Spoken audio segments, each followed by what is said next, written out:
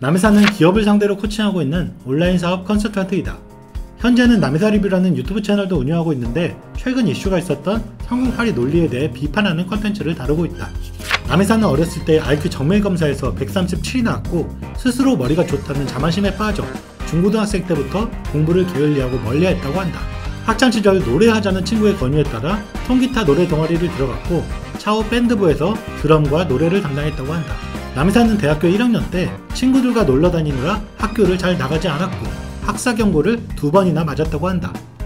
남회사는 육군 3사관학교 장교 후보생을 가르치는 조교 출신이다.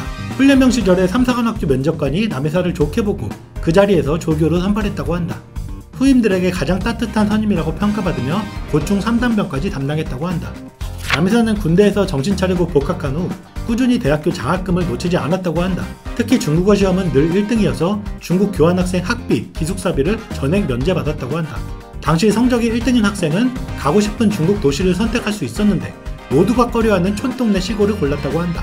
다들 궁금해서 왜 시골 도시를 골랐냐고 물어보니 한국인이 한 명도 없으니까 매일 중국어를 할 수 있어서 라고 좋아했다고 한다.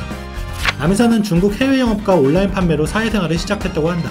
해외 영업 때문에 중국 지사에 간 적이 있었는데 거기서 관리자가 퇴사하는 바람에 중국 법인 관리자 역할을 했다고 한다.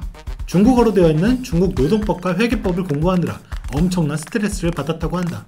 다녔던 회사들은 연봉을 쭉쭉 올리며 이직을 했는데 모든 회사마다 입사한 지 1년도 안 돼서 월 2, 3억 매출을 올리는 등 능력을 입증했다고 한다.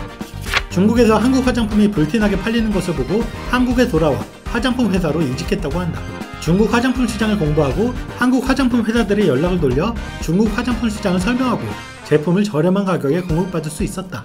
공급받은 화장품 샘플들을 캐리어에 담아서 직접 중국 대부분의 도시를 돌아다녔다고 한다. 당시에 잡상이처럼 화장품 회사나 매장에 들어가 혼자 영업을 했다고 하는데 가져간 화장품들은 다 소진할 만큼 영업 수완이 좋았다고 한다. 많은 중국 인프라를 만들었지만 한국에 돌아와 쇼핑몰을 만드는 도중 사드 등 중국과의 국제관계가 심해져 사업을 접었다고 한다.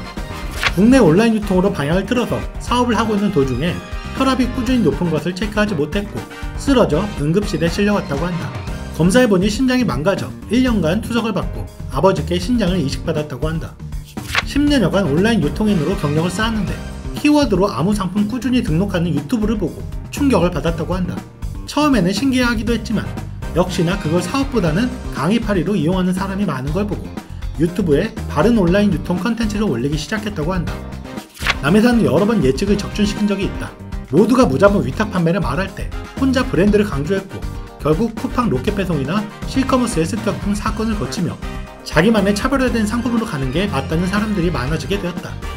카카오뷰가 처음 나왔을 때 남회사는 카카오 비즈니스 모델 비판 영상을 찍고 욕을 엄청 먹었다고 한다. 결국 카카오에서 전폭적으로 홍보하던 카카오뷰는 사라졌다.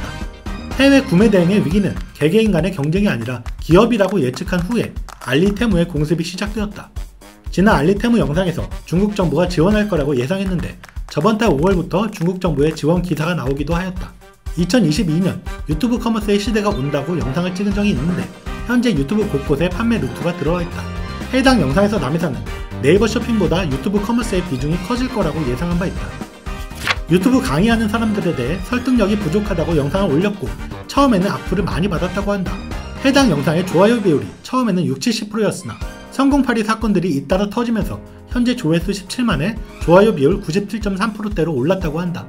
최근 많은 분들의 응원으로 성공파리들이 잠잠해졌고 다른 유튜브 컨텐츠도 구상하고 있다고 한다.